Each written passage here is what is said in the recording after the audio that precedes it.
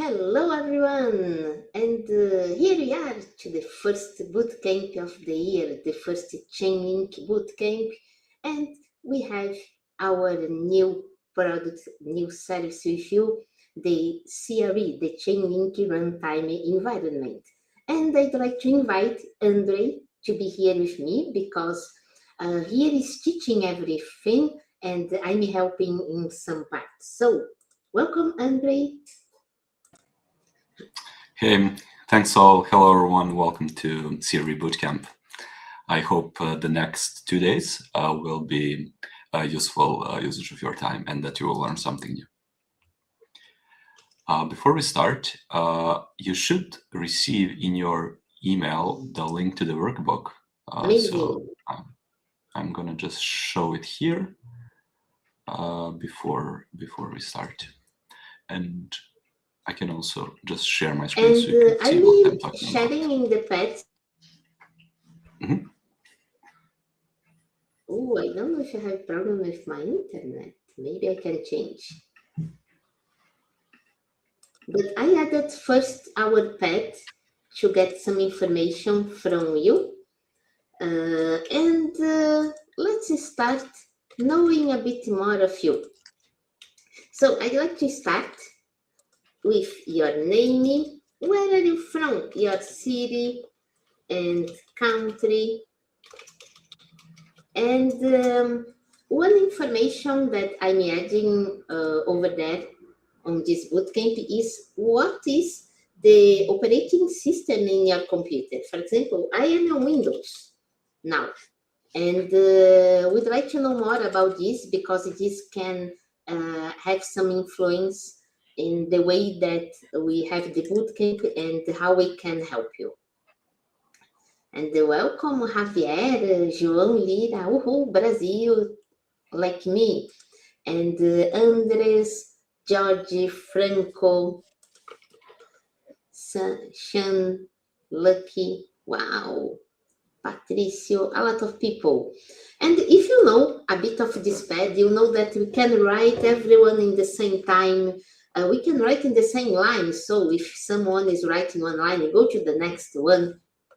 And even we can delete everything, so be careful.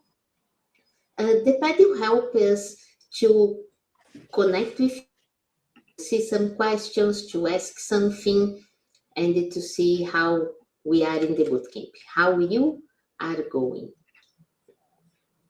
And yes, some people are adding the information here in the YouTube chat, but I'm asking you to go to the pet.writing over there. Not like the chat, but to write here. Yes. Is it working? We know that in the beginning it's a mess, but it'll be fine. And remember that we have the bootcamp, so I can start here with you. Let's share the bootcamp link here as well. Oh, wow.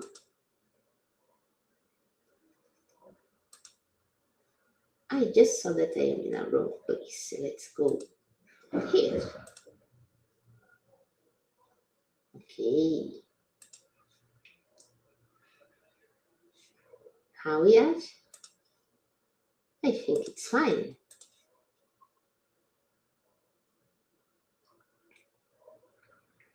Perfect. Yes, we have a lot of people over there. This is really amazing. Hey, Andre, I think you can start now. All good? Okay, perfect. Thank you, Saul. You can find the link to the workbook in the link that Saul shared as well. And I'm gonna share it here now. One second, please.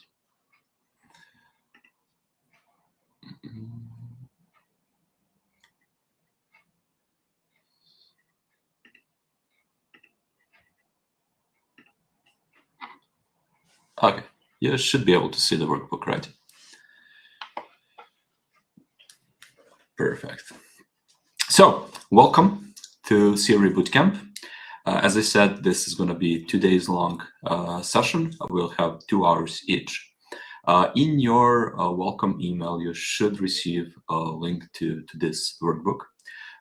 If you cannot find it, so this one, it's in the YouTube chat of this live stream. It's in the pad that Sol shared with you. So feel free to use that pad to share links, to share code snippets, and to communicate with each other throughout this bootcamp. Speaking of prerequisites, I'm just going to put this aside. These are some technologies that you should and some steps that you should complete prior to this bootcamp. If not, we're gonna cover them today together. The important one that we're going to do together is the installation of the CRE CLI. And besides that, you will just need a private key with some funds on Ethereum Sepolia network that we're going to put in our .env file, and also the Gemini LLM API key, which is the one that you can get for free, is more than enough for this bootcamp. Optionally, if you want to host and run this workbook locally, you should install this empty book plugin or package from Cargo. Over here is the URL to the repository where all the code for this workbook and the actual example are hosted. This is the repo, as you can see on the GitHub. However, you don't need to git clone this repository. We're going to build everything from scratch. So throughout these 2 days, we're going to recreate everything in that repository from scratch. The idea of this repo is just for you to take a look if you get stuck somewhere or you want to compare your code with what you built locally, to have it as a reference of a working example. Now, let's go to the next page. So, official welcome to the CRE Bootcamp. Today and tomorrow, we're going to build an AI-powered prediction market. So this is our topic for this one. Last time we had a 2-hour-long link lab where we combined X402 and CRE. Today and tomorrow we're combining prediction markets with CRE, which stands for Chainlink Runtime Environments. Your hosts for today will be myself and Sol, who you already met. We are Chainlink class for a long time, so probably know both of us already. If not, these are our Twitter and LinkedIn handles if you want to connect and ask any questions afterwards, after this bootcamp. Speaking of curriculum and random show, so today we'll start with the foundations of CRE. We're gonna introduce CRE to you on a theoretical level for like 10 to 15 minutes. We're gonna develop and deploy the smart contract that will act as our prediction market. It's gonna be a simple one because we don't want to bother you too much with that smart contract. We want to focus more on what CRE can offer to you. Then for today, we're gonna learn about HTTP trigger and EVM write capability of CRE, and you will have Q&A at the end.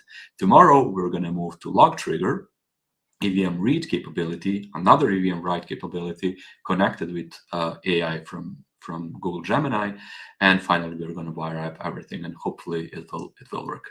We'll also touch a bit on cron trigger, but it won't be part of our example. So with that, we will cover all the currently available triggers and capabilities available at CRE, at least in this version of Chainlink Runtime Environment.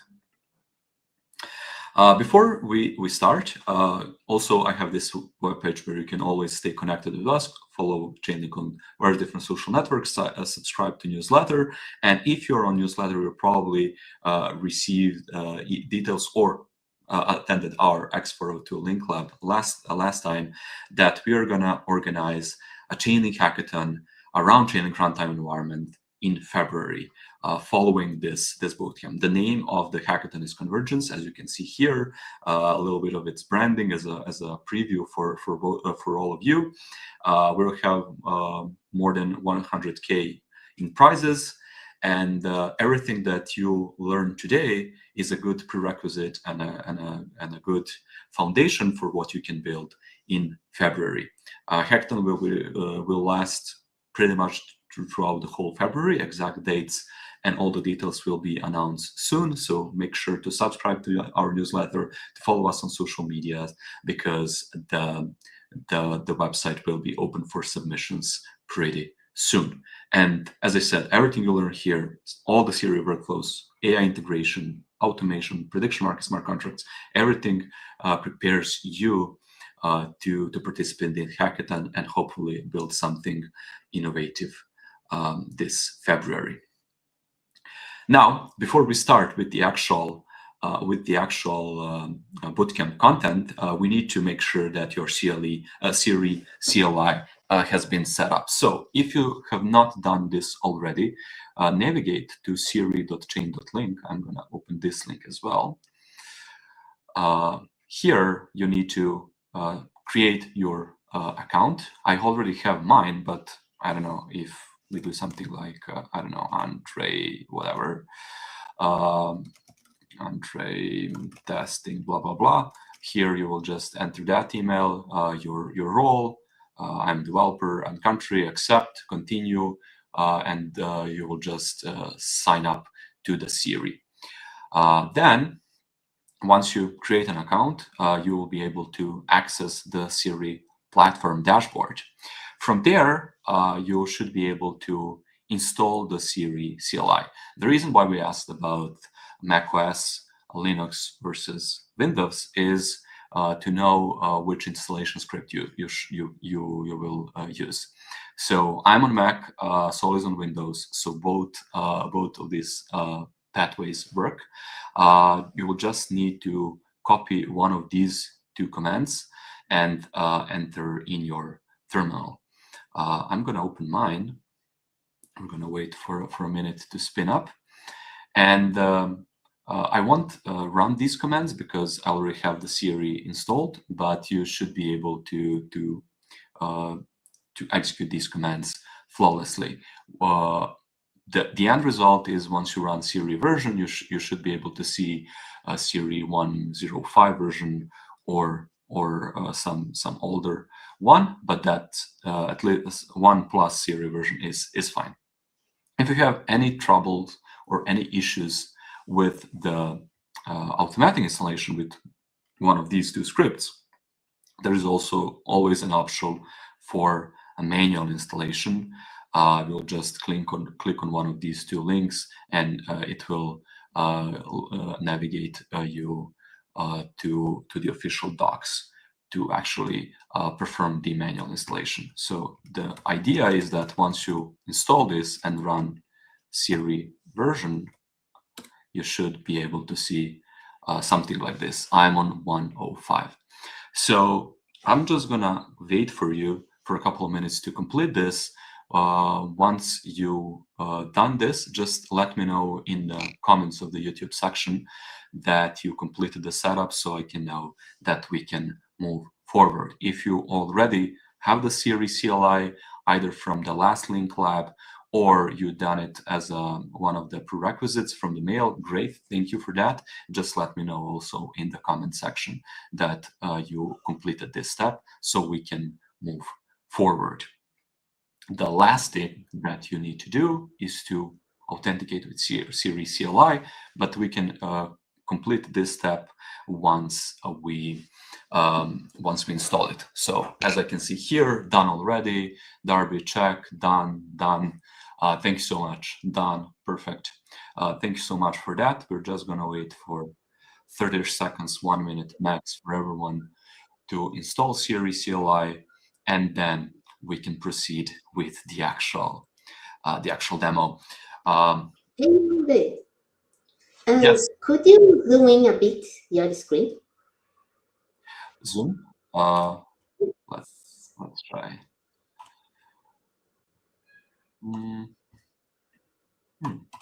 Is it? Yes. Better? Okay. Better. Thank you. Thank you. Okay, so done. I have the CLI. Should I upgrade to 1.05? You you don't need to upgrade for this bootcamp. It will work. No worries. Okay, cool.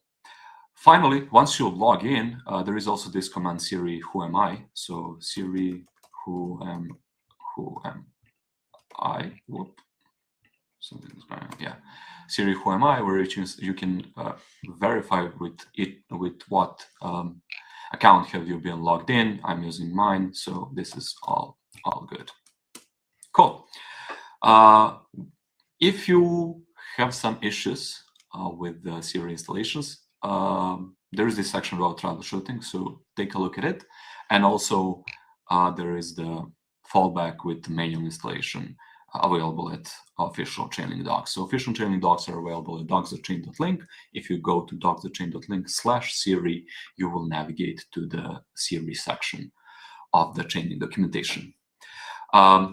Now that you have CRE CLI, what is possible? You can create a new project running the CRE init command. We're going to do that. You can compile workflows using CRE CLI. You can test and simulate your workflows locally using CRE workflow simulate command. We're going to do that as well. And you can eventually deploy your workflows to production, which it's under early access. We will cover that part at the very last page, the very last day of our bootcamp. So now that I can see that majority of you said that CLI is set up, we can proceed with what we're actually building today. So the use case for today is AI-powered prediction markets. We wanted to combine one hot topic, which are prediction markets, with another hot topic, which is AI, and show you how you can use a Chainlink Runtime Environment to connect them and build production-ready applications.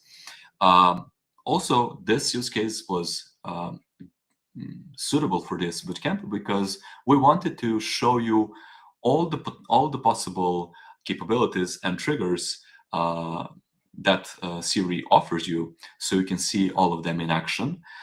Some of them are like simplified because of the educational purposes and to fit in the use case, but the idea is to familiarize yourself with each of the capabilities before actually implementing and using it in the actual project. So we're going to use HTTP trigger to create the markets. Then for making predictions, it's just going to be Foundry command, Forge command actually. Similarly to request settlement. However, when we request that settlement, it will emit an event. Actually, let's go it like this. It will emit an event that our CRE log trigger will pick up.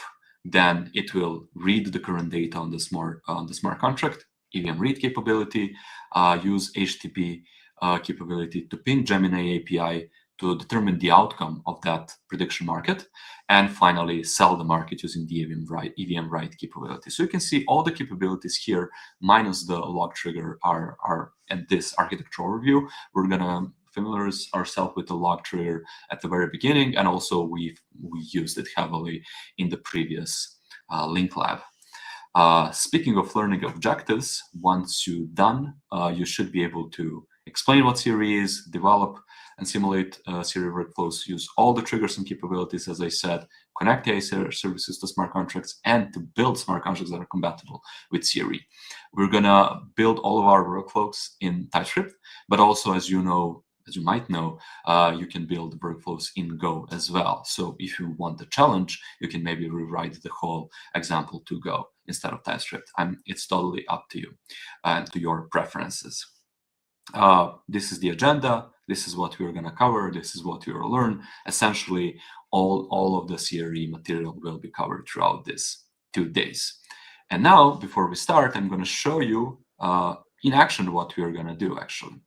So stop sharing. I'm seeing some people talking about that they need to burn and go. So probably in the docs, they didn't select TypeScript. Could you show how to do that? Yeah, sure. So what I'm going to show now is the demo of this app. As one of the prerequisites of the books, we said that bun needs to be installed because you will need to, if you want to use TypeScript. So for TypeScript, bun is need to be installed because we are using it for compiling as an installation step is an installation engine for TypeScript. If you want to do it in Go, then Bun is not necessary for you.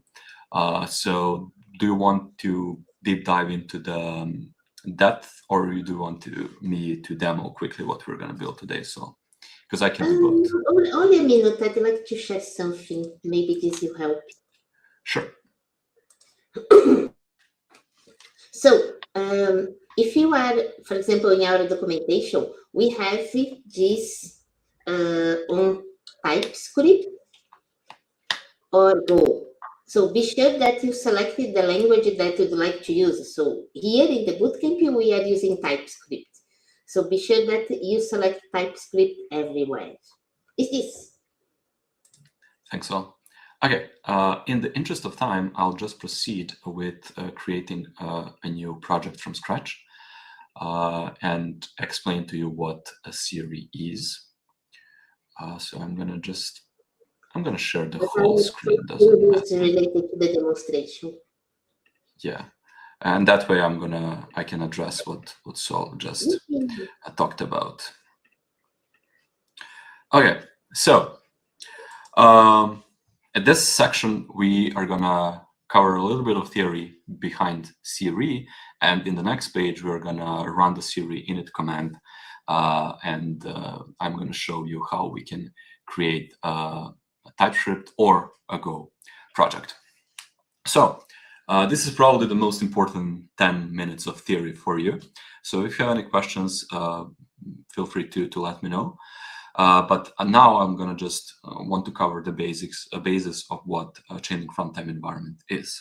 So Chainlink Runtime Environment, short, CRE for short, is an orchestration layer that lets you write institutional-grade smart contracts and run your own workflows in either TypeScript or Go, as we said. All of this is powered by the Chainlink Decentralized Oracle Networks, DONS for short, and we are essentially using the Chainlink Node client for CRE. So the same security for all the other Chainlink products is available here as is. With CRE, you can compose different capabilities that we talked about, HTTP capability, so get, put, post requests, on-chain reads, on-chain writes, consensus, etc., cryptographic assignments, etc., into verifiable workflows that connects your smart contracts to the real world, which can be APIs, cloud service, AI systems, other blockchains, etc. Then the workflows then execute across DONS with the building consensus, serving as a secure and highly available runtime. The problem with the current blockchains is a fundamental limitation that they can see smart contracts on blockchains can see and access data only from that blockchain. So smart contracts can access weather data, can fetch data from external APIs, cannot call AI models, cannot read data from other blockchains. With CRE, we bridge that gap by providing a verifiable runtime where you can do all of that. So fetch data from any API, read from multiple blockchains, write to multiple blockchains, call AI services, and as I said, write verifiable results back on chain. All of that with cryptographic consensus built into every operation. There are three core concepts with CRE that we're going to cover. So this is really important for you to understand. The first one are workflows. So workflow is an off-chain code you develop. So this is what we're going to develop, multiple workflows throughout these two days. And that code can be written in either TypeScript or Go for now. CRE, CLI then compiles it to WebAssembly, and that WASM code is run across decentralized Oracle networks. So essentially, this is the minimal code snippet of a workflow available here at this page. So again, workflow, off-chain code you develop. Then, as a second concept, we have triggers. So triggers are events that start your workflow. Workflow is a code, trigger is an event that starts the workflow. At the moment, CRE support three types: cron trigger, HTTP trigger, and log trigger. Cron trigger runs on schedule. For example, run this workflow every hour. HTTP trigger is being run when you receive an HTTP request. For example, create this prediction market when API is called. And log trigger is get emitted when a certain smart contract from a certain blockchain emits a certain events. So CRE listens for it, there is an event, we're going to pick it up, and that's the trigger for us to start the workflow. For example, settle when settlement requested event fires. And this is the exact event that we're gonna use in our simplified prediction market smart contract. So after workflows and triggers, the third and final concepts are capabilities. Capabilities are what your workflow can do. So those are microservices that perform specific tasks. At the moment, there is an HTTP capability, which allows you to make HTTP requests to external APIs, to make get, post, put, patch, delete, etc. HTTP requests. All the HTTP requests you can name of, that it's possible to use within the Chainlink Runtime Environment. EVM read, to read data from any smart contract on any blockchain, and EVM write, to write data to any smart contract on any blockchain. So you can read and write to multiple blockchains as part of the same workflow. Important thing to notice is that each capability runs on its own specialized capability DON, which has a built-in consensus that is also you can configure, depends on your use case. Speaking of DONs, this is the primitive that you should already be familiar with. Stands for Decentralized Oracle Network, and it's a network of independent Chainlink nodes that, for Chainlink Runtime Environment, ensure to execute your workflow in their own independent, isolated environment, compare their results, so by talking to themselves, reach a consensus using Byzantine fault-tolerant protocols, and return a single verifiable result. Important pattern, how to glue all of these primitives together, is something we called trigger and callback pattern. So as I said, workflow is the off-chain code you develop. Chainlink Runtime Environment trigger is what will start running your workflow, and capabilities is what your workflow can do, kind of like Lego blocks that you can use to build your workflow. So with trigger and callback pattern in the main function, we essentially return an array of CRE handlers, meaning that you can have multiple workflows as part of your project.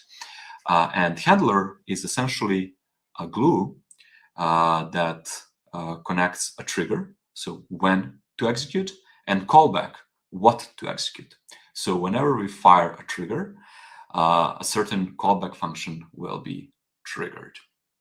This is the example of a simple cron workflow. So once you create the first CRE project, you will see something like this. So this example, as we can see again, so from the main function CRE handler, we have a cron trigger and on-cron trigger as the name of the callback function. Using the cron capability, we're creating a cron trigger which should execute every 10 minutes. This is the syntax to execute every 10 minutes. You can Google cron syntax, or you can use probably all of these AI models to help you. This is pretty basic stuff in computer science. And every 10 minutes, this on-cron trigger function will be called, which essentially will console log hello from CRE string, and you should be able to see that log only in the simulation environment, obviously, and return success string as a result of this function. So it doesn't do much, but this is the simple hello world code for you to understand how trigger and callback pattern works. Speaking of execution flow, when a trigger fires, here's what happens. So first of all, we have a trigger fired. As I said, cron schedule HTTP request on-chain event. Then workflow DON receives the trigger. Then each node executes your callback function independently in their own isolated environment. When certain callback involves a certain capability, which is HTTP capability, EVM read, EVM write, whatever, if that happens, then the capability DON performs that operation.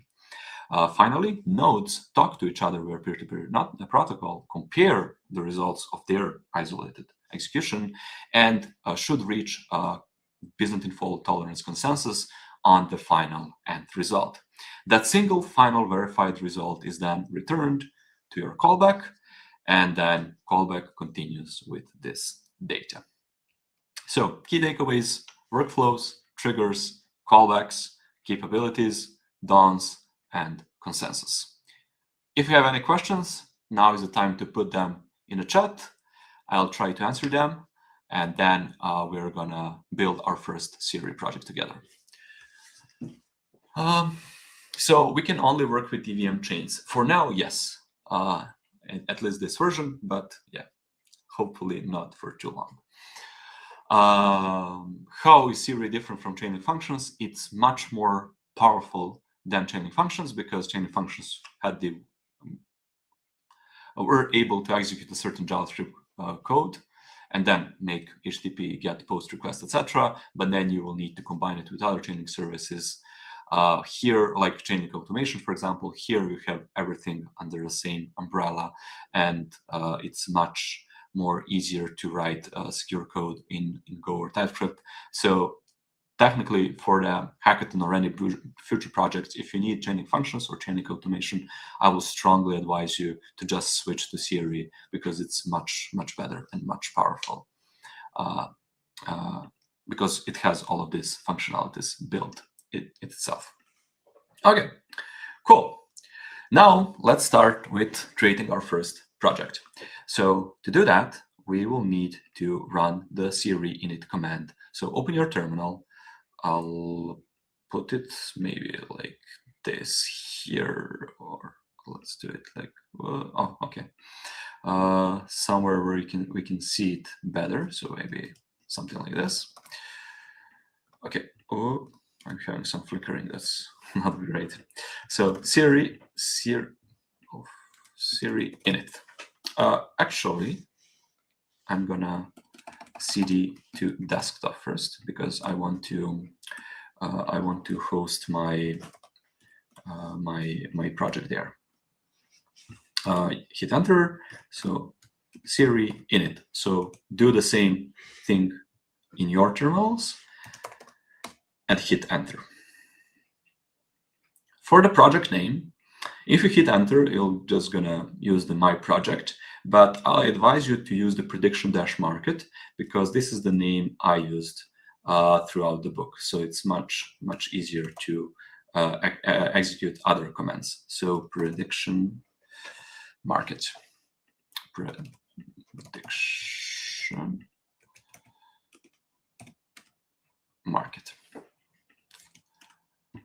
If you have any issues with any of these commands, please let me know in the chat and we'll try to help you and troubleshoot if time permits.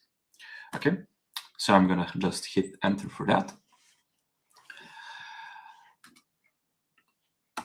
The next step is to select a language, and this is something that Saul mentioned 10 minutes ago, how we are gonna decide which language we're gonna use for our project, where essentially you just go here and using your arrows on the keyboard, navigate to either Golang or TypeScript. As I said, I'm going to use TypeScript, so I'm going to just select TypeScript and hit enter.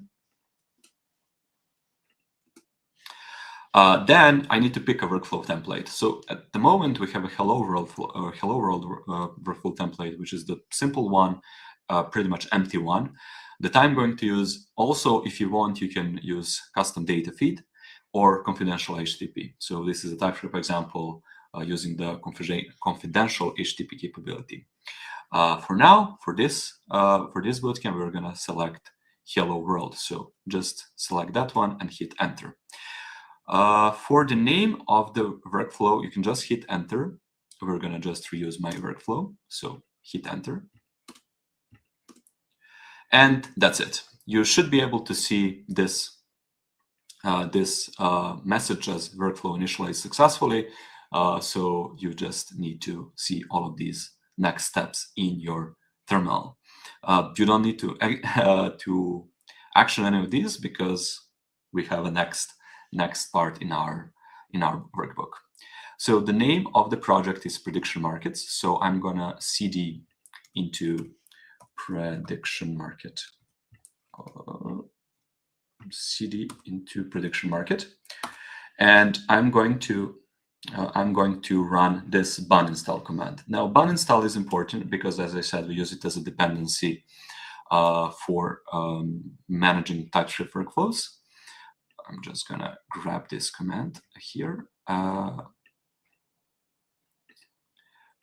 If you use Go, obviously you won't need to run this.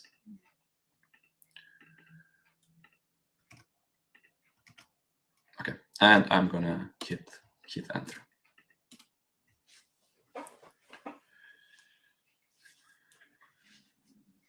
This is the installation process.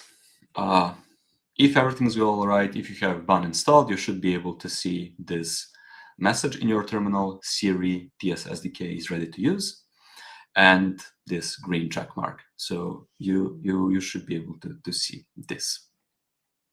The next step is to set up your environmental variables. So what I'm going to do now is I'm going to open my code editor here to show you what's inside this project.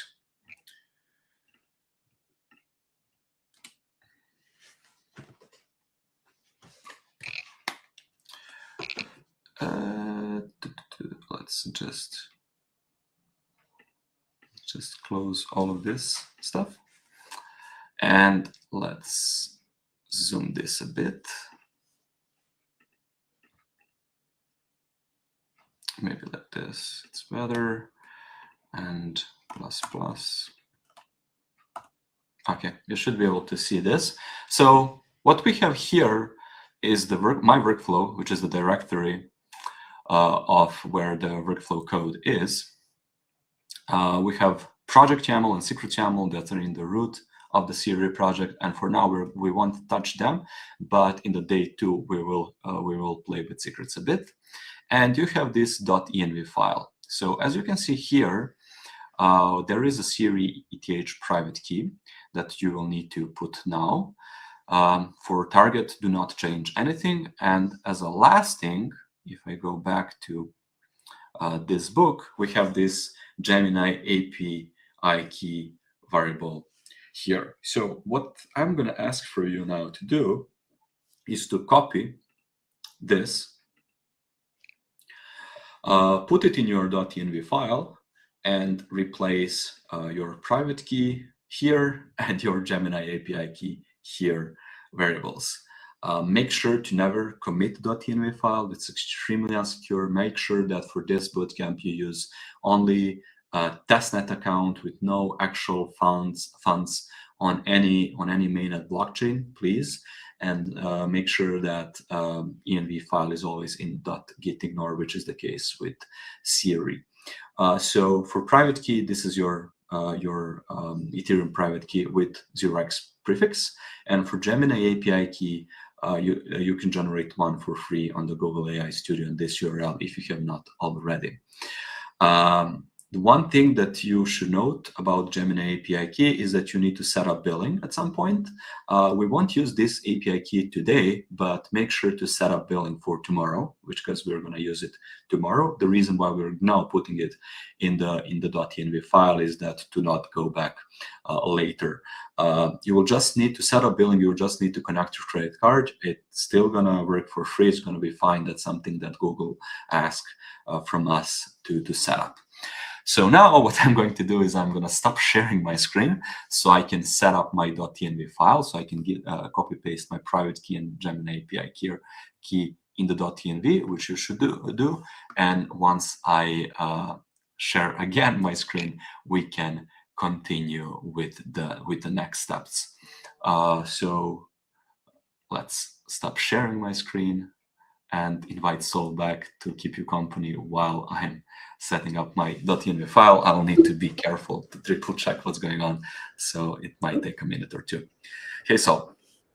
Yes, and Andre, when you come back, like your Gitbook, it has a perfect size, but your VS Code, it's so small as well. So you can increase it. I'll increase font for sure. Okay, perfect. Let's now just... And remember, everyone, I saw some people like installing CRE now in the beginning, and remember, you must install also select TypeScript, because if you'd like to do like us, our workbook, we are using TypeScript. It's the top left corner to change Go and TypeScript. And then also you must install Bun, and this is the minimum to work until now.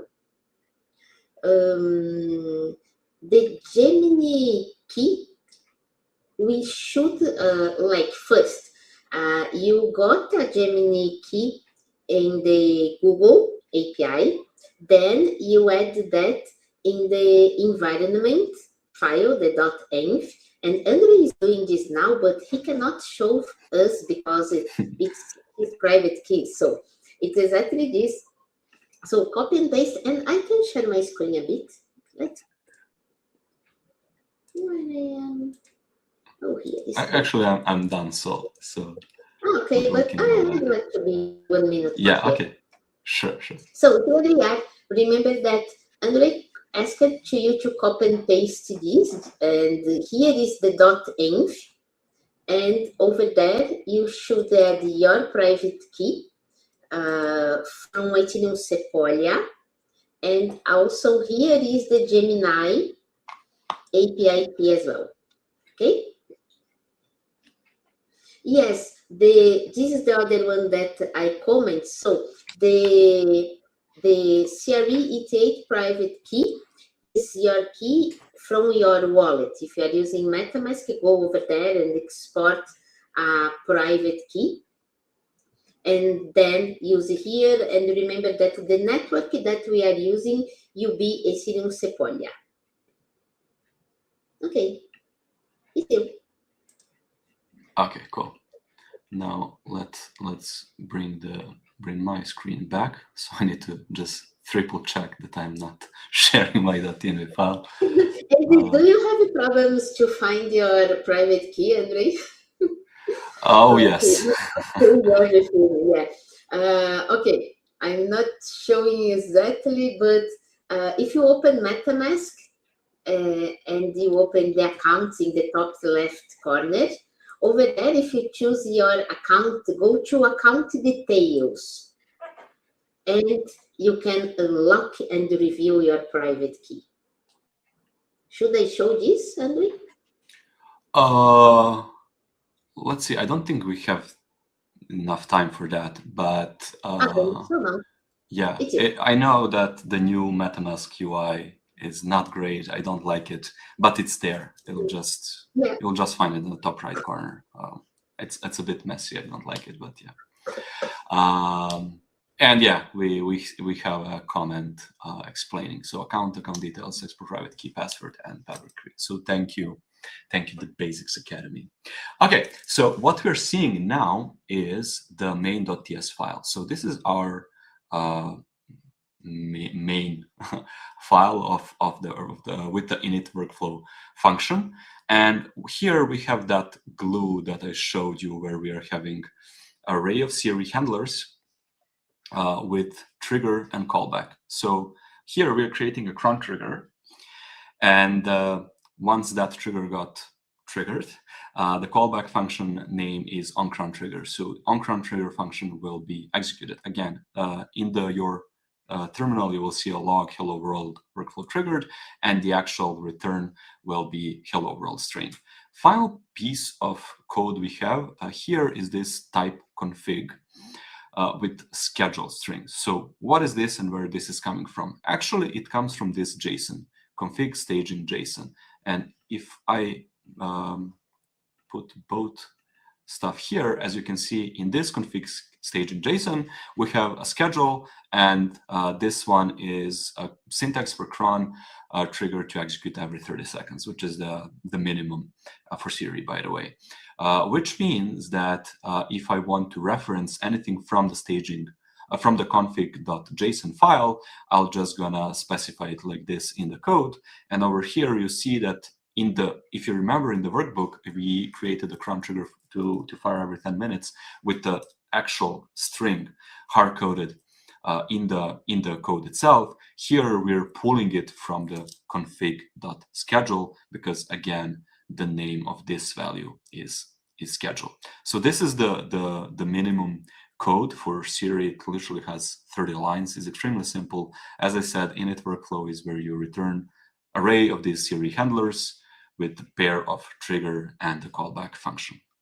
So if I go now back to workbook, we can proceed with the next steps. As in step number 3, we are exploring project structure. We already covered that. And let's see what are the key files over here. So project YAML and secrets YAML, it's something that we're going to touch on day 2. These are basically saying, hey, for staging settings, we're going to use these RPCs for these chains. In your .env file, you will see that the default CRE target is staging settings. So you can definitely change this to, I don't know, local testing 1, local testing 2, production, whatever naming you want and convenience you want to use. My target, ice cream target, whatever, you can have all of these here. The important thing is that when you're referencing chains, it will use this RPC URL. This is the public one for Ethereum Sepolia. You can definitely put your here as well. For secrets, now we won't touch them, just know that they exist. We will deal with secrets tomorrow. Or if you want to, you can just skim through the book to see, but I'm going to cover that. My workflow is the folder with all the workflow details. Mine.ts is my main file. Nothing stops you from having multiple different directory files to execute certain part of the workflows and certain helper functions. And this is the approach that I'm going to use. So we'll have more than main.ts file. The config JSON, we actually advise you to have one for staging, one for production, and one for any other new environment you add to project.yaml file. As a default, they're both the same for now. And finally, there is this workflow YAML file, which basically connects these files, saying that if the target is staging settings, the workflow path, the main file is main.ts, config is staging JSON, not the production stage, etc. And for secrets paths, we're gonna add this secrets.yaml later in the bootcamp tomorrow, to be precise. Okay, now that we explored what's within the CRE project, let's run our first simulation. So what I'm going to do now is I'm going to copy this command, CRE workflow simulate, and this is the one, and my workflow is the name of the workflow we want to simulate. And this is the one that you'll probably run the most throughout the bootcamp and hackathon, and whenever you work with a CRE. So I'm going to go back to cursor. I'm going to open my terminal now. It's a bit big, but it doesn't matter. And here we want to simulate our first workflow. I'm going to hit enter. And we can see here that the workflow got compiled. We can see here that simulation started. We can see this nice line, user log, hello world, workflow triggered. And if you remember, this comes from our code from here. So that means that onCron triggered got executed function. We can see this is the runtime log. Again, this is only visible here in the runtime environment. Blockchains do not have a console. And we see the workflow simulation result, which is what this function returned, which is essentially hello world string. Finally, we see some generic data that simulation got successfully closed, and that's it. So for you, for now, if you see this in your terminal, that means that we successfully covered and executed our first example for today. So I'm just going to wait for a couple of more minutes just for you to execute CRE workflow simulate my workflow command. And if you have any questions, you can ask them now. And I will just ask from you to just let me know once you compile successfully your workflow so we can, and simulate so we can continue. Done, check. Perfect. Thank you, guys. There was a question about hackathon. Yes, in February we will have a hackathon called Convergence. It's in the workbook at the beginning, and also tomorrow we will share more details as we wrap the bootcamp. Now, the important thing about this bootcamp is that's like an excellent prerequisite for the hackathon, which will be hosted in February or next month. Okay, let's go back. Congratulations, we ran our first workflow. Speaking of understanding the Hello World code, I think I covered that already, so I'm just gonna skip that part. Important thing is that we, for the first time, saw the trigger and callback pattern in action. This one, as we might said, use the cron trigger, the time-based one, as a default. Throughout this bootcamp or this project, we won't use it because we couldn't find like a suitable use case for it, and we covered it a lot during the previous link lab. So we covered the syntax, we explain it, but we won't use it. We're gonna just replace it pretty soon, actually, in the next chapter. But what we're gonna focus on during this bootcamp is on HTTP trigger today and on log trigger tomorrow. Log trigger is quite important, and we haven't covered it in the link lab, so we reserved a bit longer session on log trigger just to explain all the tiny details around it. For now, we have CRE CLI installed. If you run CRE init, as we did in this chapter, it will create a new project for you. If you run CRE workflow simulate and pass the name of your workflow, it will compile and simulate your workflow locally. And if you do the same thing, but add the -- broadcast flag, it will, if you use chain write capability, actually perform on-chain transaction, even though it's simulation in place.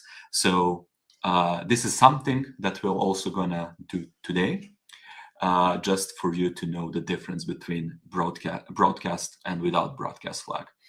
And this is also really important for the hackathon as well, because even though we will accept projects with local simulations, we will ask you to simulate with the broadcast flag, so we can in fact verify transactions on chain. And I'll show you how you will literally see the transaction hash in your terminal. No worries, it's quite cool.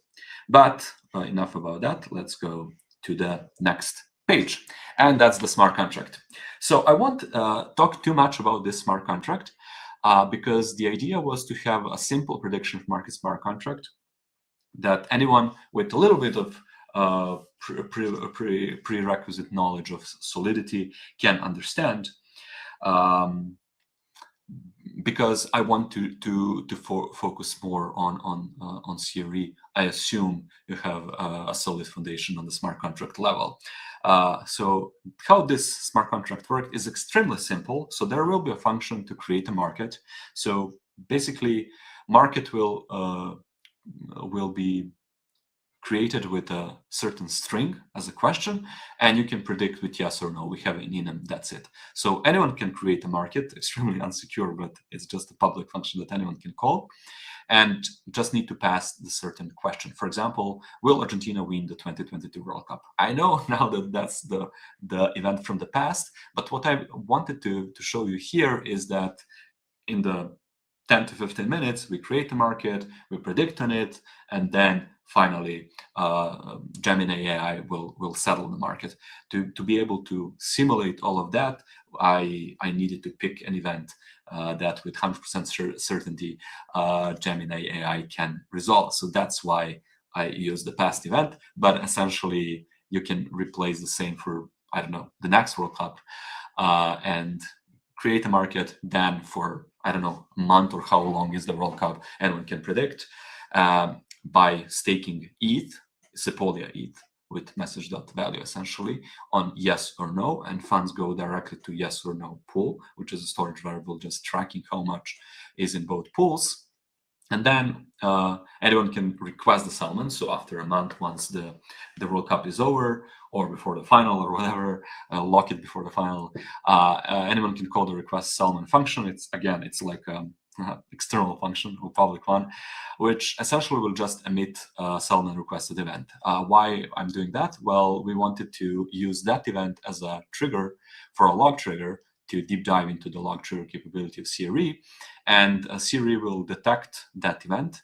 Then CRE will ask Gemini AI for the correct answer. So, did Argentina in fact win the 2022 World Cup?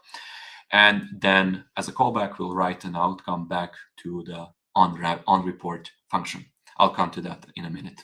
Finally, once that market was settled, anyone can claim winnings. Basically, the formula is your stake multiply with the total pool divided by the winning pool value. So in our example, I'll just make one prediction for yes pool. So I'll just get the 100% of the pool, but in prediction market world, it's that's essentially how prediction market works. So this can be like a fun experiment also for you and with your friends to do something throughout the hackathon or whatever in a longer time frame. And I can see a couple of Argentinians putting the trophy emoji, bragging in the YouTube comments, as they should. It's a big thing to win the World Cup. Okay, speaking of CRE compatible smart contracts, how you can build a smart contract or develop that can interact with the Chainlink Runtime Environment. So for smart contract to receive data from CRE, it must implement this iReceiver interface. This is the whole interface. As you can see here, it consists of only one function, onReport. So if your smart contract has implemented this onReport function with this signature, so with metadata and report, which is both variables of type bytes, parameters, that's it. Your smart contract is compatible to be called by the Chainlink Runtime Environment. While you can implement this iReceiver manually, we recommend to use a receiver template. That's a smart contract that we provide to you, and that I'm going to use for this bootcamp. It's an abstract contract that handles all the boilerplate ERC-165 support, all the metadata decoding functionality, all the security checks like validate forwarder, etc. What is forwarder? So forwarder is a smart contract that will essentially interact with your smart contract from the CRE. The mock keystone forwarder, that's a smart contract that's used for simulation. It's on Ethereum Sepolia available at this address. You will find the address for other chains on our official documentation. But why this forwarder contract is so important? Here is how CRE delivers data to your contract. CRE does not call your contract directly. It submits a signed report to this Chainlink Keystone Forwarder smart contract. The forwarder smart contract first validates signatures, ensuring that the report came from a trusted DON, from a trusted decentralized Oracle network. Then the forwarder calls this onReport function from the interface, this onReport function, essentially delivering data to your smart contract, and then, similarly to Chainlink functions, then you decode and use this data however you like. In our case, we will use EVM write capability twice, because that's the feedback we got from you, and feedback is really important for us. So the first time we're going to use it today to create market. So even though the function for creation market is public and anyone can call it, we're going to call it through the CRE path. So onReport will create the market, and tomorrow onReport will settle the market using the Gemini data. This is the smart contract. This is the code. I won't bother you too much with it, but it's extremely simple. So this is the enum for predictions, yes, no. This is a structure to track, to represent markets. So string, question, total yes and no pools, outcome of it, which is again yes or no to prediction, Boolean flag to see whether the market has been settled or not, and creator. These are the predictions that you will put. So as a user, the amount, the actual prediction, and the flag whether you claimed your potential winnings or not. This is how we're just reusing receiver template. I'm going to show you that template in a bit. essentially you just provide a forwarder address in constructor. This is the function to create market. Again, extremely simplified, non-secure because it's public, anyone can call it. But essentially, we put a new market struct in this mapping and return the market ID. Market ID is for us important because this is the ID we're going to use later to predict outcomes on a certain market and to sell it. So this is Solidity 101, the simple possible code. Speaking of predictions, so you just pass the market ID that we got in previous step and the actual prediction, which is a Boolean yes or no. And this function needs to be payable, as you can see here. Why? Because we're going to use message.value over here to store your prediction as message.sender. So like I'll just going to use 0.01 or something Ethereum Sepolia. There is a function to claim it back if you win, of course. But essentially, what this will just increase the total yes or total no pool for this particular market, depend on your prediction. Then, at some point after, I don't know, 1 month or whatever, someone should call this request element function. Again, this is not how it's done for prediction markets in production. But what I wanted to show you here with this extremely simple function is that we're going to emit an event, and then CRE log trigger will pick this event to proceed with the next steps. Next step is going to be to sell this market. So by calling the sell market, we will provide the report, which is bytes. So if you remember, there is bytes metadata and bytes report. I won't deal with metadata today. It's not suitable for my use case, but report is something that we're going to pass from CRE via forwarder contract directly to your smart contract. And from the report, I'm going to decode 3 pieces of information that I'm interested in: the market ID, the actual outcome, yes or no, did Argentina won the 2022 World Cup or not, and the confidence score that Gemini will provide for me. We are looking for 100% confidence score for this use case because we have only yes or no enum, but you can have like a third or fourth flag, or like third flag in your enum unconclude or whatever if the AI was not able with enough confidence to sell the market, I don't know, with more than 90% or whatever. So that's also like one of the piece of advice for you when you interact with AI agents. When you ask a question, ask for a confidence level back. Usually all of these models will reply with that, so you just don't blindly trust to what, I don't know, ChatGPT or Gemini generate back. Okay, CRE entry point. So our template handles the onReport function, which means that if you're using our template, the only function that you need to implement is this _process report. That's it. Also for your hackathon projects, this is the one that if you're using template, that you need to implement. As I said here, I have like to combine 2 chain writes for both days. I have a not great solution, but essentially, if there is no prefix for day 1, I'm gonna call the create market function.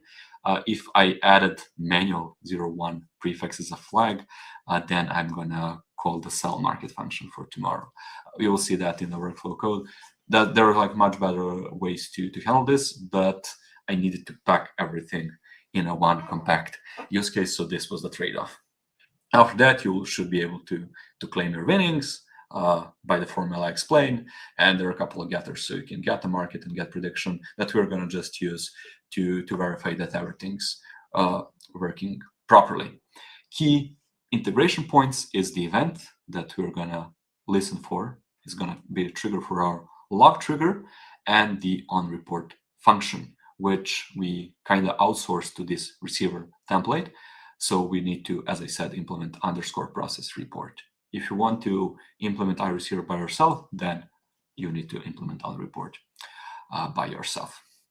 That's it. If you have any questions, drop them in the chat. I'll take a look later. If not, let's now create this smart contract. So what we're going to do is we're going to create a new Foundry project within our repo. So by running forge init contracts, so just grab this command, like copy, whoop, and you should be able to see something like this. So I'm going to go here. I'm going to clear all of this stuff because I don't need it now. Make sure you're in a prediction market. So that's the root of our repo. And no, not that, but we need to, I'll fix the flickering for tomorrow, I promise. We need to run the CRE. We need to run forge init commands, forge init contracts command. So I'm just going to type it manually. That's a good question. Does report bytes have predefined format? No, it's just bytes. Solidity bytes can be whatever you want, basically. Yeah, it can be anything. Yeah, as I said. So forge init contracts. So as long as the key part here is that however you encode those that report, that bytes data on the CRE side, your smart contract must be aware, because your smart contract need to decode that data later. So this is the only key piece of info. So forge init contracts, as we can see here, I created a new Foundry project. I'm going to use Foundry for this workshop. If you want, you can totally use Hardhat as well. The only point of this folder is to have the on-chain logic for prediction market.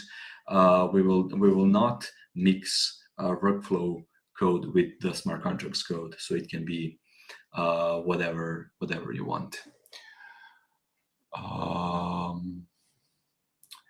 To zoom a bit more, let's try. I don't know if it's better. Is it better? Maybe if I zoom out, it's gonna be more sharper. Let's see. No, it was better when you're zooming again, Andrei. Let's. Yeah, this is better. Okay. Yeah. The next step is we need to create an interfaces folder. So inside the contracts here, you will, inside source, you will need to create an interfaces directory. So over here,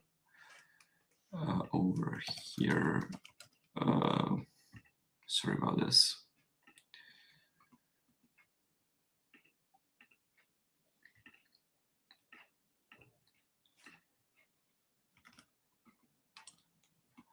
Interface directory, or you can just run the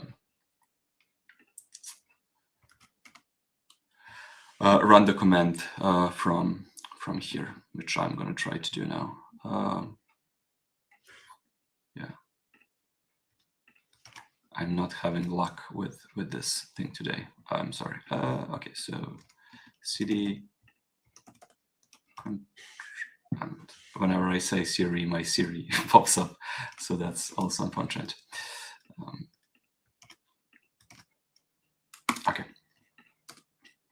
Okay, we have interfaces. I'm just going to delete this thing. Let's do that. Then, as a next step, we need to install OpenZeppelin. I'm installing OpenZeppelin only because the CRE template used the ownable and ERC-165 construction of OpenZeppelin. That's the only reason why. If you just don't want to use our template, then you might not use OpenZeppelin. Depends, but usually in my experience that oftentimes we use OpenZeppelin for various different stuff. And someone says iPhone series, Chainlink series. Yes, it happens. It's not pleasant because I need to shut it down all the time. But yes, so just do forge install OpenZeppelin, hit enter, and hopefully you should be able to see this green text, meaning that the installation was successful. Okay. I'm intentionally doing this a bit slower so you can follow with me, because again, we're building everything from scratch. the repo we shared is just for you as a reference if you get stuck at some point. Then we need to create this iReceiver file, sorry. So over here, and hopefully this is going to happen now.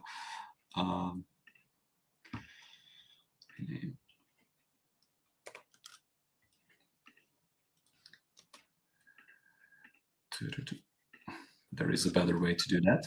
So yes, Darby, we should be in the contracts directory to do the OpenZapple install. Yes, thank you, Sol.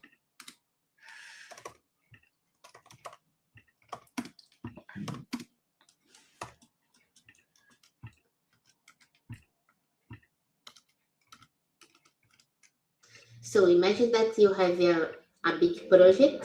One of your folders is the smart contract logic itself, it's the smart contracts, and the other folder will be the workflow. Okay, so as you can see here, I created an iReceiver folder like this, and it only has this on report.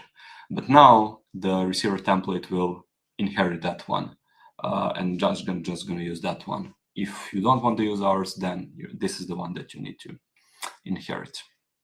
So receiver template.sol is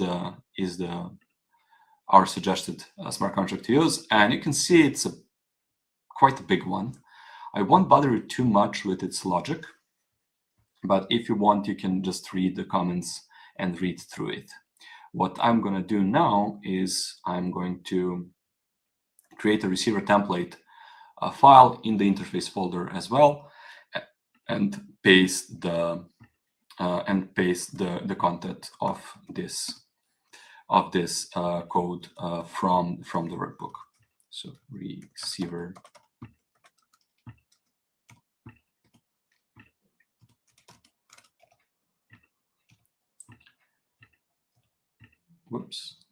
.sol. So it's over here. Just paste and save it. That's it.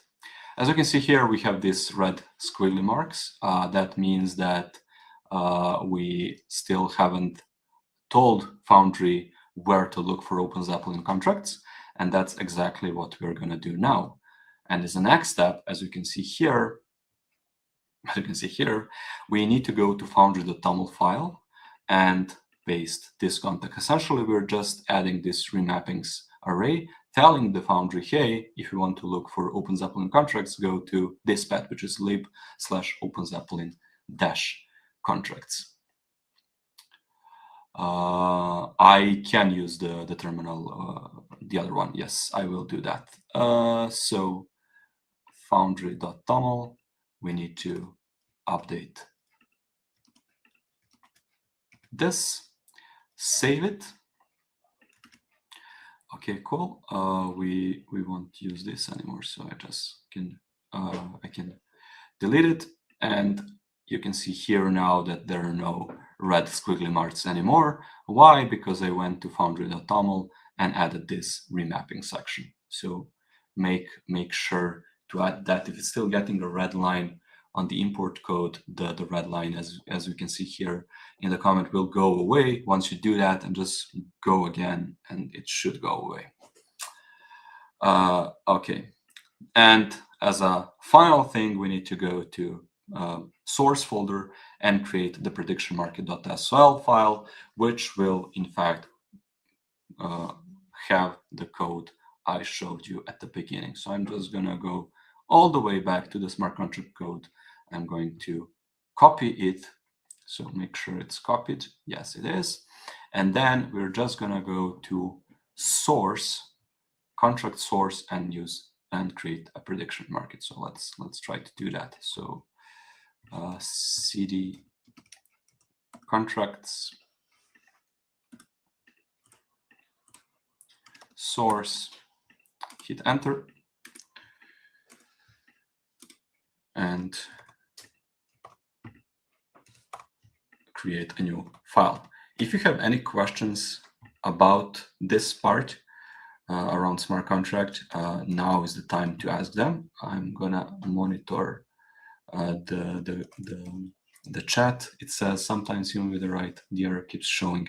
Okay, sometimes your code editor might misinterpret this red squiggles thing. So what the best way to make sure that our stuff works is to create a prediction market code, smart contract, and to just compile it, which I'm going to do now. So touch command essentially creates a new file. So our file needs to be predictionmarket.sol. So sol for solidity, not for sol from Chainlink. So I'm gonna just create that one. As you can see here, there is a new folder, and I need to paste this. And as you can see, we're inheriting the receiver template. We just copy pasted. And I should have explained the smart contract now because we have more colors than in the workbook. Apologies for that. But in the interest of time, let's continue. This is the project structure you should be able to see. So prediction market in the root project YAML and secret YAML, one directory from our workflow, one directory for contracts.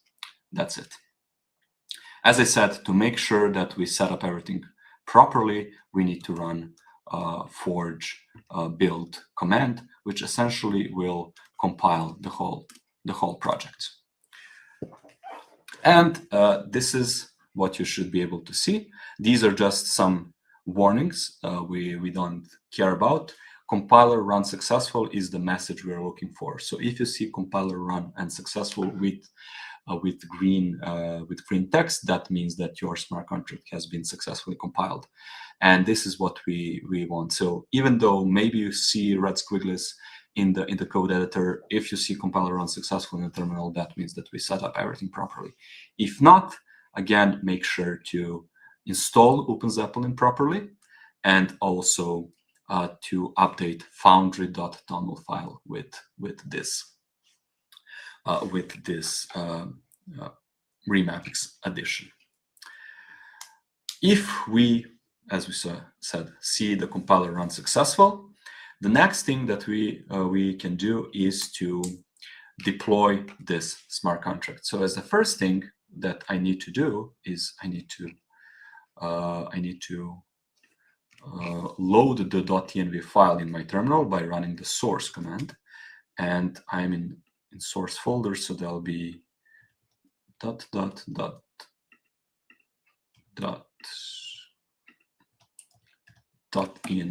Hopefully, let's see, the tab should work. Yeah, so run this command. Make sure that you have a private key with the CRE _ETH_private_key variable set up, because if you don't have that, this command will fail. So essentially what we want to do is to run this command, forge create, let's see.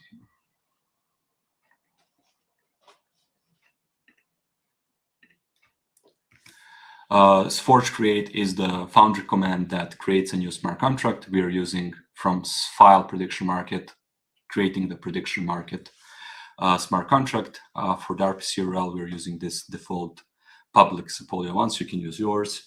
I just added for the less dependencies that we need to handle about private key, broadcast, and as a constructor argument, this is the address of the Keystone Forwarder smart contract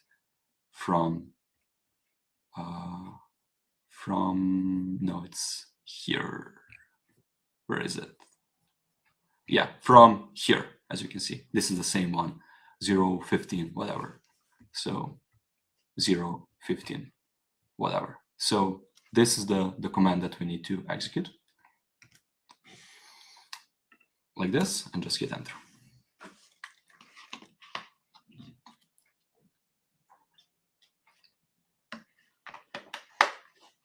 We need to wait for a bit. This is the process of deploying smart contracts. But hopefully we should be able to see deployed to address and transaction hash. So deploy, this is my UA address for testing, deployed to. This is the address of a smart contract, and this is the transaction hash that we can verify on the Sepolia Etherscan Explorer. So I'm gonna wait for 30 seconds, 1 minute, 2 minutes, just for you to deploy your smart contracts. Let me know once you see this in your terminal. And Andre, I think now it's a good moment to have a checking point in our pad. Yes. It would be so cool if they add the smart contract address over there. Definitely, yes. Do you have the ability to share the screen with the pad so we can see Yes. the addresses? Okay, so I'm Exactly. gonna just I stop do this sharing my now. You don't screen. need to unshare yours. You can Okay. switch later. Yeah, let's switch. So So the this next, is mine now. yeah, yes. The next step is just once you deploy your smart contract, put its address here so we can see it in the screen. Oh, sorry, I came to a wrong place. We are at the end, and I must refresh this. I don't know. Let's see. Yeah, probably was that. Oh, yes. So add here your name and prediction market address. I'm getting mine in a few minutes. I think I have it in the other screen.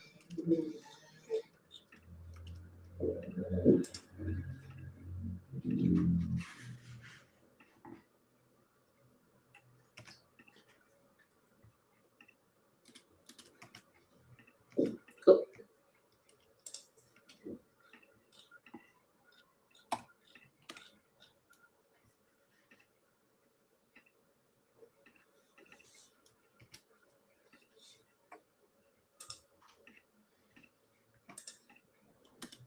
Yes, hey, congrats, João. Ailis, I don't know how to pronounce your name. Wilmer, Darb. Yoo-hoo! We have a lot of smart contracts. This is so cool. Congrats, guys. This is the excellent progress so far. So let's just wait for everyone to...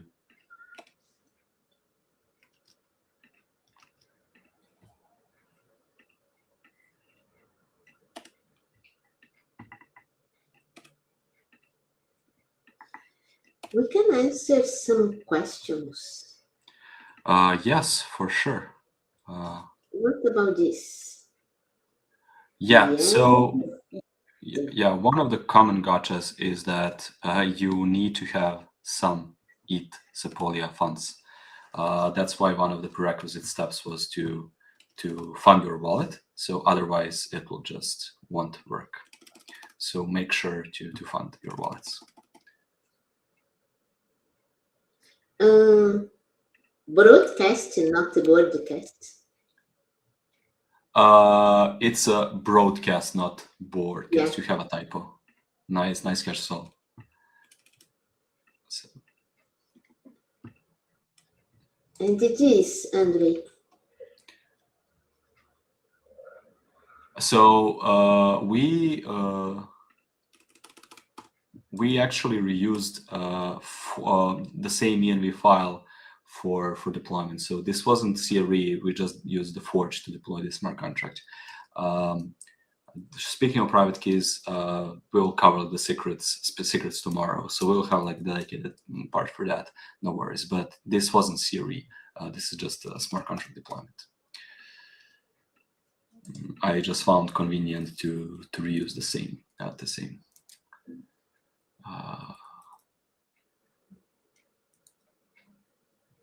Zo open file. I have not seen this error, honestly. So maybe the file is in a wrong place. Yeah.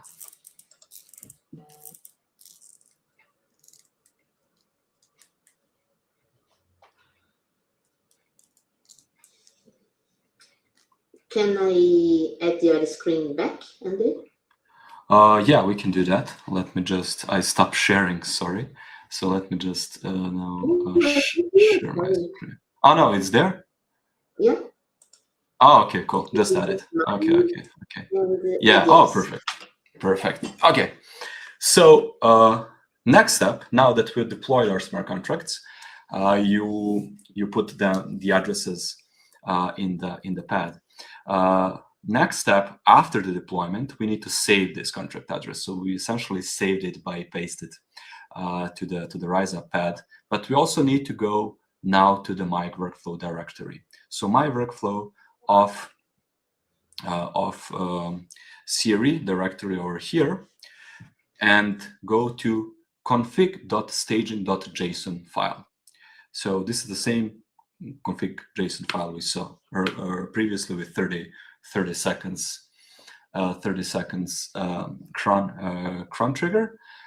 You will just copy this piece of code, this JSON, and here where we have 0x your contract address, you will just paste your contract address here. So I did the similar thing already. So market address, this is the, as you can see here, 403 deployed to. This is the same address. So do that. And with that, we will summarize this part of the bootcamp. You can see here that besides the smart contract address, there is a Gemini model we will use tomorrow, not important for now. Chain selector name, we're doing everything on Ethereum Sepolia, and it needs to be in this format Ethereum dash testnet dash Sepolia. This is the format that CRE accepts. For other blockchains, just go to official documentation to find the exact strings.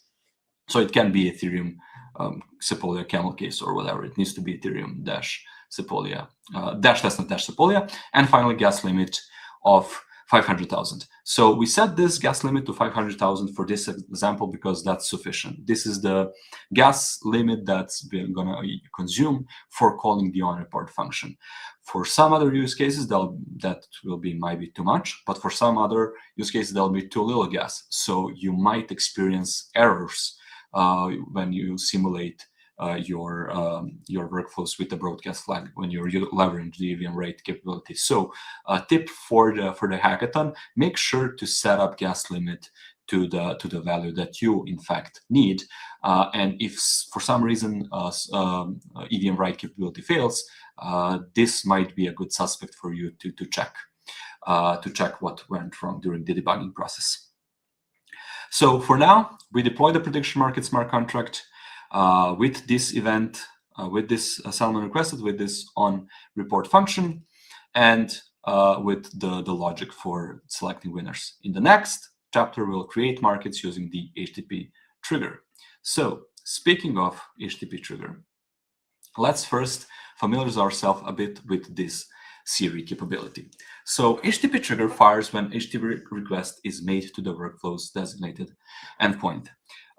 This also allows you to start workflows for external study stems, which is perfect for a couple of use cases listed here.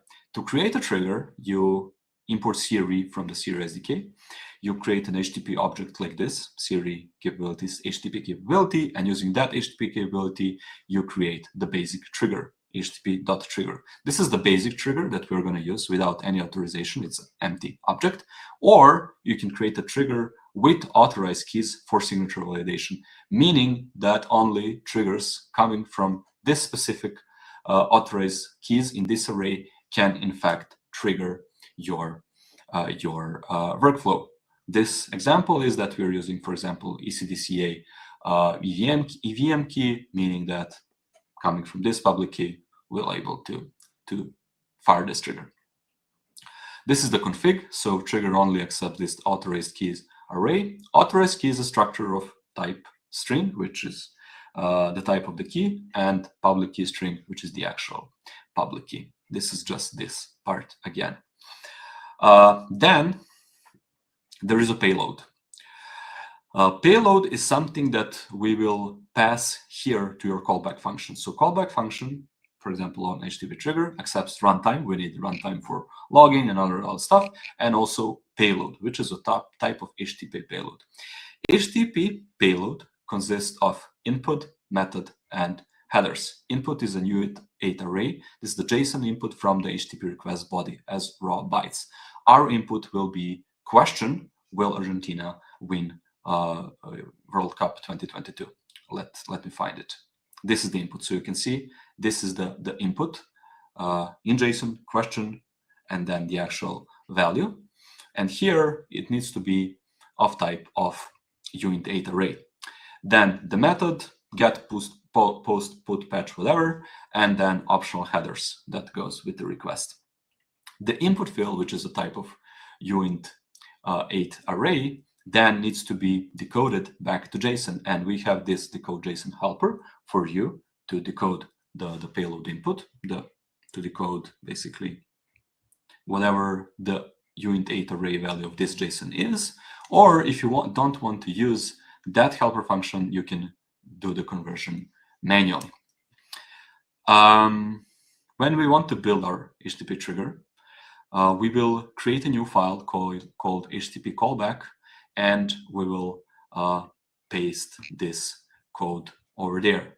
So just create a new file called HTTP callback in the prediction market my workflow directory and paste the context of this file there. So I need to navigate, as we can see here, to prediction market first, to my workflow prediction market, then to my workflow, and then create a new file called HTTP callback. So you can do that with me.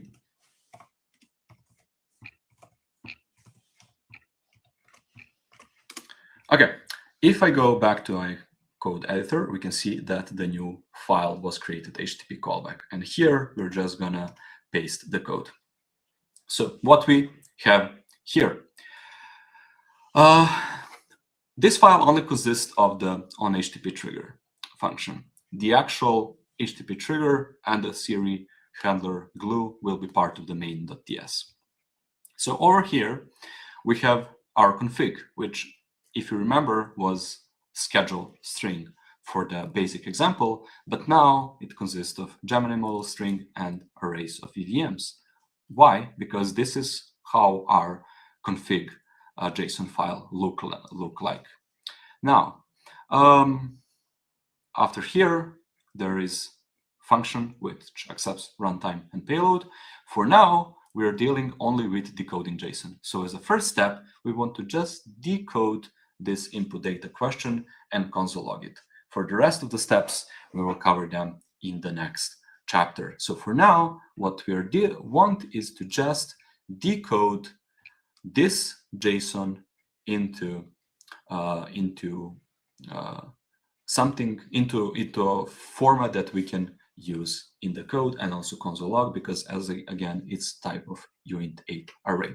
As a second step, go here, copy this and update main.ts file. So instead of cron trigger data we have here, we will now update that. So again, new config with Gemini model, EVMs, etc. Init workflow with now HTTP capability and HTTP trigger based on that capability, empty one with basic authentication, and the handler that use this trigger and on HTTP trigger callback function, which is here. Okay, I don't think we have any questions around this one. If yes, let us know in the comments. But this is something that we should already know by now. Okay. The next step is that we will need to simulate this workflow. So again, we will execute the CRE workflow simulate command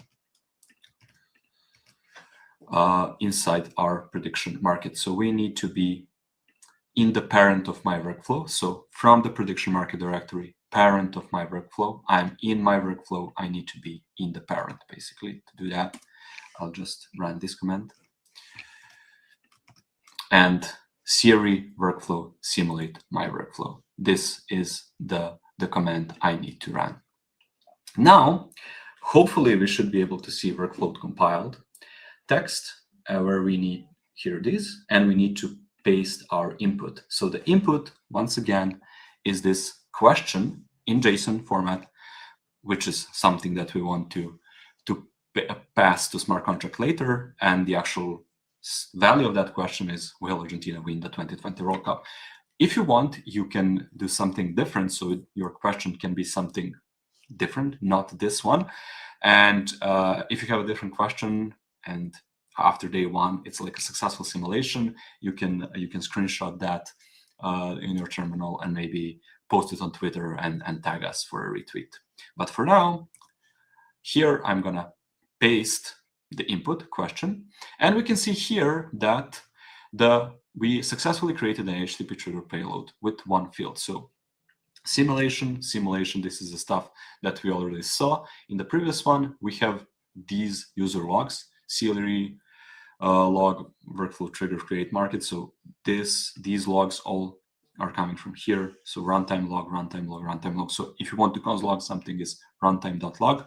And over here, successful steps should look like step 1, received market question. And if we go here, we see received market question, will Argentina win the 2022 World Cup? And as a return, we're just returning success string for now. So this is the result of our successful workflow simulation. So you should be able to see this in your terminal, and just let me know in the comment section once you complete this, or let us know in the Rise Up pad. But it's better in the YouTube comment section because it's just check that you did this. And once you're done do this, we're gonna proceed with the next step. Darby already put checked, so congrats, that's a good one. Where should we add authorized keys? For now, never. We're not using it for this example. For production, highly advisable to use it. Done, good, done, completed, done. Excellent, cool. We have a really high success and completion ratio. I love it. So next up, authorization. This is just for production. Once you go to production, this is something that we advise to you to do that. So for now, empty. Yeah, for now, keep it empty. That's fine. As a summary, we learned how HTTP triggers work. Hopefully, we learned how to decode these JSON payloads. I think I thought like spoke about it for too much, and how to simulate HTTP triggers. As a next step, and as a final step, we're gonna use EVM write capability to use this question we decoded and to trigger an on-chain transaction on the smart contract we deployed previously. So make sure to add your smart contract address in that config staging JSON. So config staging, not config production. Make sure it's config staging JSON. This one address needs to be here in order for your command to work. So final capability for today, EVM write.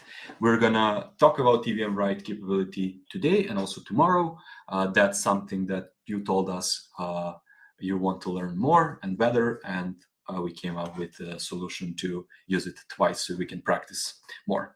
First of all, we need to familiarize ourselves with this capability.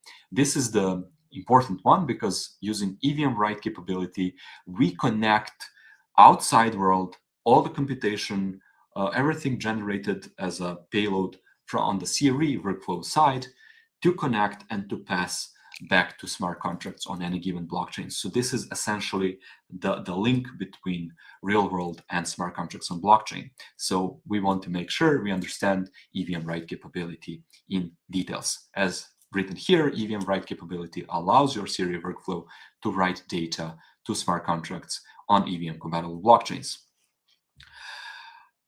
It's a two-step process. So as you can see here, we first need to generate a signed report. So essentially, your data is API encoded and wrapped in a cryptographically signed package. Why? Because the Keystone contract later verify and check this cryptographic signature to make sure it's legit. It really came from the CRE DON.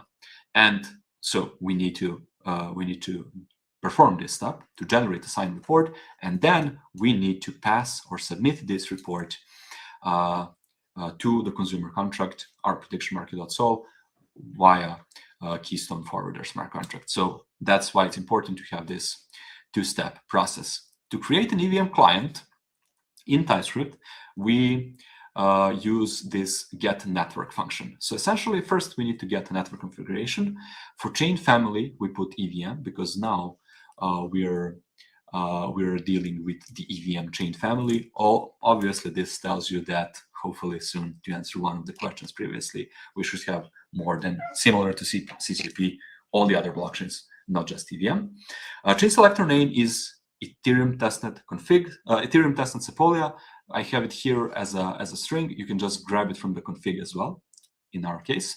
And we need to have this flag is testnet set to either true or false. In our case, it's definitely true.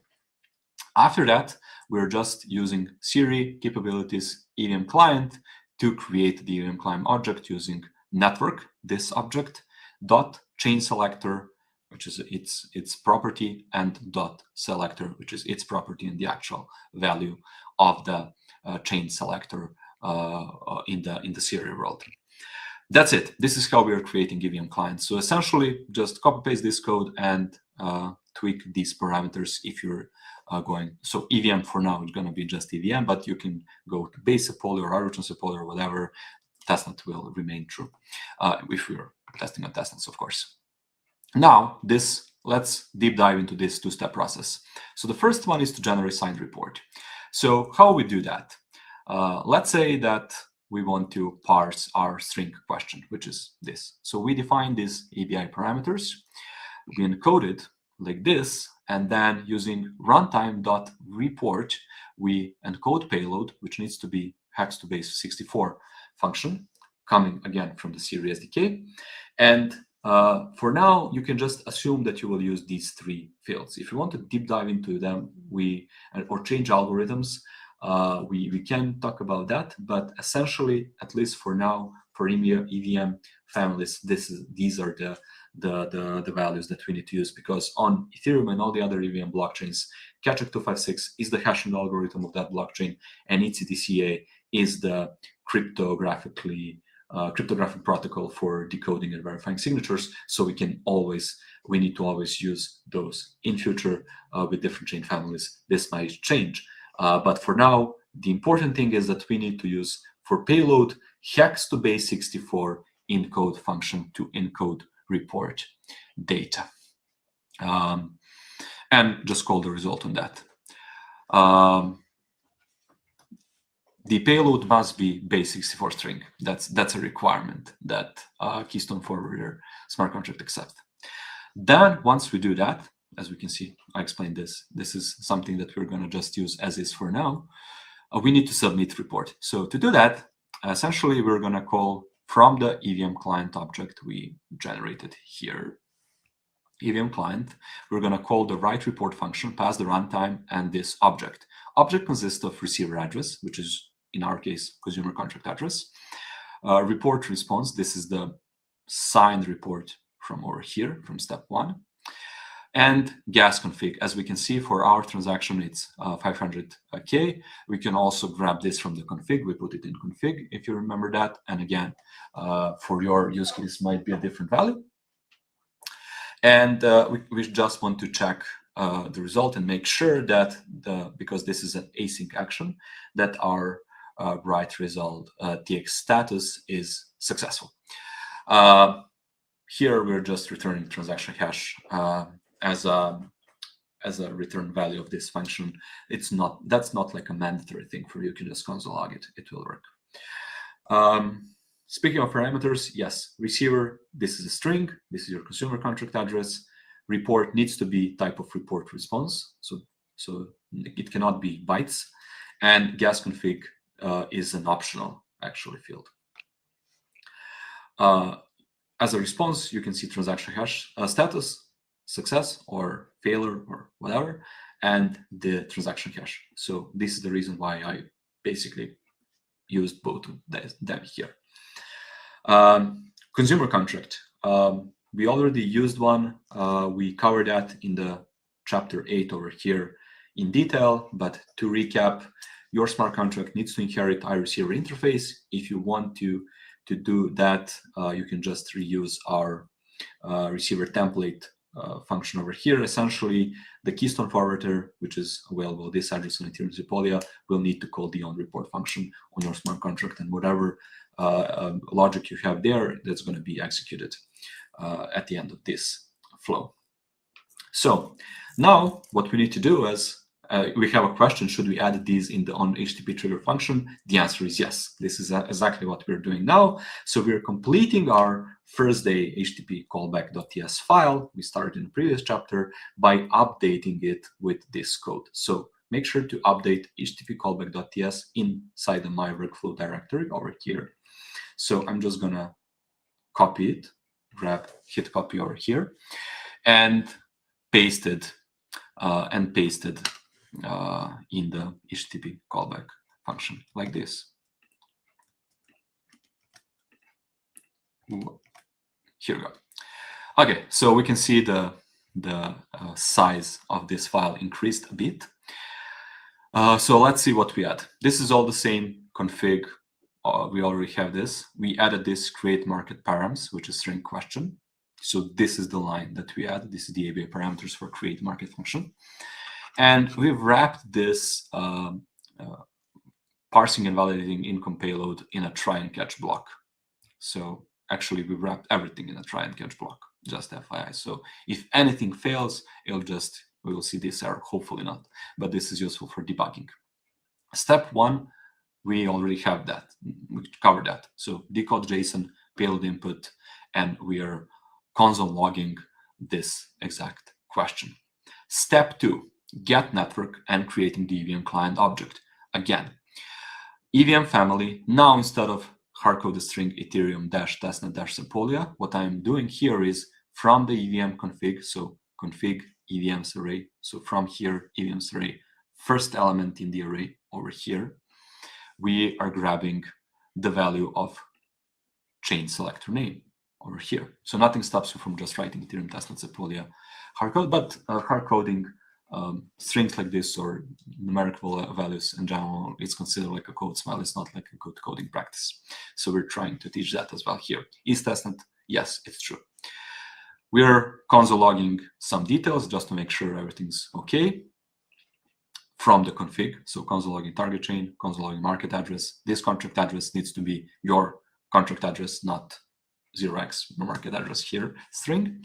And we're creating the EVM client object, CRE capabilities, EVM client, and same syntax we saw, network chain selector dot selector. And we are now encoding market data, which is essentially our question, which we decoded. Will Argentina win 2022 World Cup? We're generating a CRE report. Hex to base, leave this as is, same. So just hex to base this report data. We encoded. Now we need to convert it to base 64 string. Fifth step, we are finally writing to our smart contract. So EVM client dot write report, as we said, receiver, address of our smart contract, market address, report. This is the report response object from over here. And for gas config, optional parameter, we are putting gas limit like this.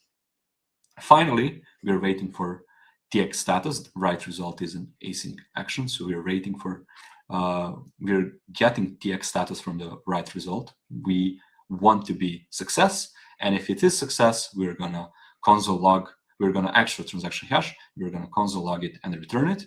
If not, which hopefully won't happen, we're going to throw an error and try to debug it. So this is you can see it's not a lot of code. It's like 120-ish lines, but essentially it does all the stuff that I covered here in theory, as well, just combined. So finally, make sure your smart contract is deployed. We did this. If you haven't done this, make sure you deploy it, put the address in the pad. Make sure you updated config staging like this. Address needs to go here. All these details needs to be present. Make sure that in your .env file, there is ETH private key. So if you deployed your smart contract, this should be here. And finally, we will add the broadcast flag to the CRE workflow simulate command. So by default, when we do, let's find it. When we do CRE workflow simulate my workflow, when we do this, by default, simulator performs a dry run for on-chain write operations. It does not it does not actually trigger the transaction on the blockchain. It prepares the transaction, but never broadcasts it. To actually broadcast this transaction during simulation and to actually create a new market on our smart contract code, which then you will see on the block explorer, we need to add this broadcast flag. So we need to add -- and make sure to type it correctly. So broadcast ST. That's it. So we're just gonna run this. So the same workflow that we run previously. So I'm copying now this question, the JSON that we done successfully in a previous step, but we only have one. But now we're gonna run the same thing, just with the broadcast flag. Okay, let's do it.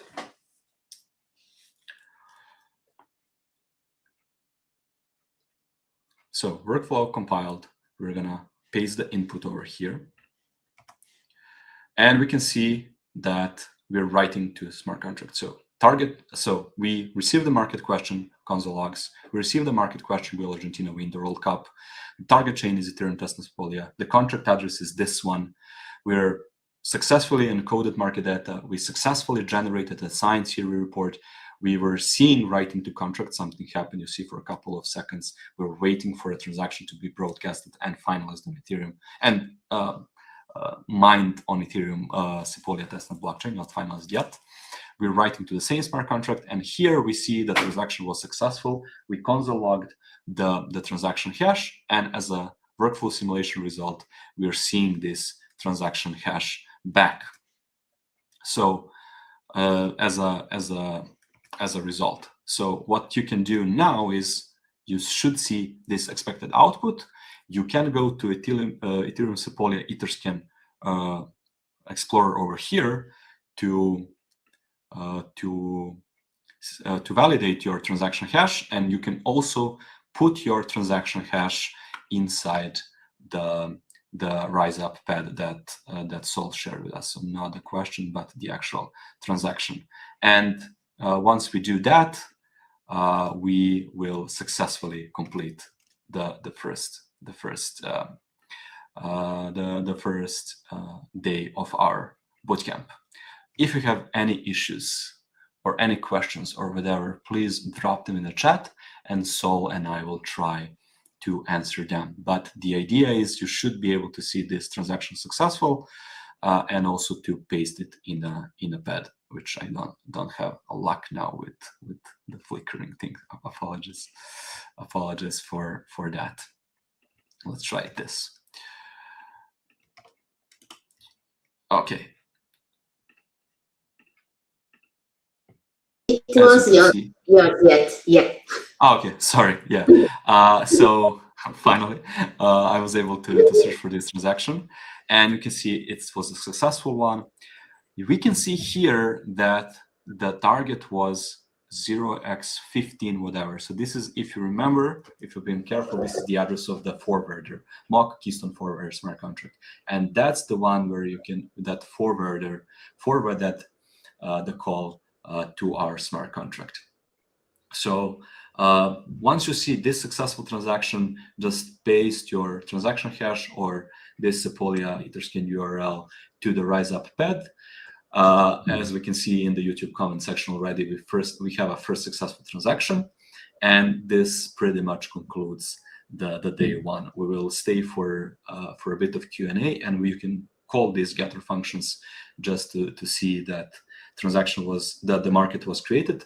But essentially, this is what you should be able to see on your screen as a successful output. So just put the transaction hashes in a pad, and if you have any issues, questions, or whatever, drop them in the YouTube comment section, please.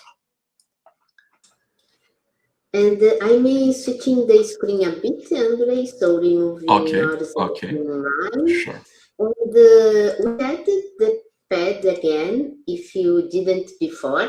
Like at the beginning, we ask you to add like your name, where are you from, and the operating system that you are using now in your computer, because this makes sense to us, including to understand better our audience as well.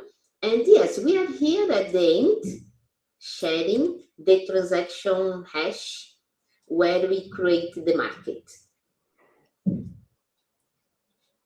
And do you have any doubts? We are here for the questions now. Yeah, so we have 5 minutes left for any questions. If you can just put my book back, Sol, again, yeah, perfect.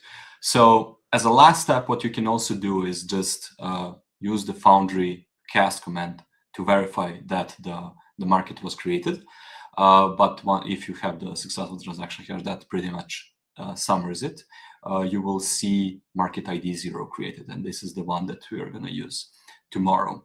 So now is the Q&A session. For now, we successfully set up and set up our CRE account, installed CRE CLI, has successfully created a CRE project, our very first one, deployed the smart contract, saw how we can use cron trigger as a default trigger in the basic Hello World CRE application, then changed that to use the HTTP trigger instead.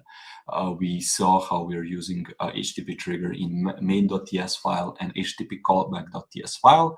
And then we've written some data back to the blockchain. So we leverage CRE EVM write capability. Tomorrow, we will add log triggers, EVM read, AI integration, and hopefully the fully functional demo. So this concludes day 1. If you have any questions, now is the time to ask them. Just as a final step, paste the transaction hash in the rice pad, and I'll start with answering the questions. So the first one is, why hex to base 64 and not just encode the data? In step 1, we created the report. How does that become signed report in step 2? Excellent question. So why hex to base? Well, this is how the CRE was architectured, and this is the decision choice that engineering made, and that's something that we need to follow, or at least this version of the CRE. Speaking of the actual signing, so that step is happening here when we call the runtime.report function. We're here providing all of these parameters, because we're in a simulation. And we're just going to use default keys because here we don't have any authentication, and it's just easier for simulating purposes. Obviously, for production, you will have authorized keys here, and this syntax will change a bit, but all of the details are available in the docs, or we can cover them tomorrow if we have time. What else? Will the replay for day 1 be available at the same link? Yes. So this is the YouTube live stream. As soon as we end the live stream, it will be available there. What's the best way to follow up with questions? If you have questions, the best way is actually to come tomorrow, because tomorrow we will start with the Q&A, with the recap and a bit of Q&A. So I'll just recap what we learned, and I'll just execute these commands as a warm-up. But the most important part is that we will have a Q&A session, so you can do that. If that cannot wait, the best way is through social media. We put our contacts at the beginning of this workbook. Why are you using cursor and not VS Code? I have a question Yes. here, like, can you use the CRE with stable coins? Yes. And yes. we comment a bit about our next hackathon, and we have more workshops during the first week of the hackathon, and one of the workshops will be related to stable coins. So be with us. Oh yes, I totally forgot about that. But yeah, as part of the hackathon, we will have like a full first week of workshops, as Saul said, probably one of my favorite ones is to deploy stablecoins issues with CRE, and we'll throw a little bit of ASIN compliance hopefully there. So I think that one might be really interesting for you and anyone interested in Chainlink stuff. Why am I using Cursor instead of VS Code? Good question. I'm using actually both. The reason why I use Cursor is that VS Code, for some reason, it's a lot of my memory, but I'm dealing with TypeScript. For other languages, it's fine, but for TypeScript, it's just I see the spike a bit in my activity monitor, which I don't like, so I switched to Cursor. That's it. That's the only reason why.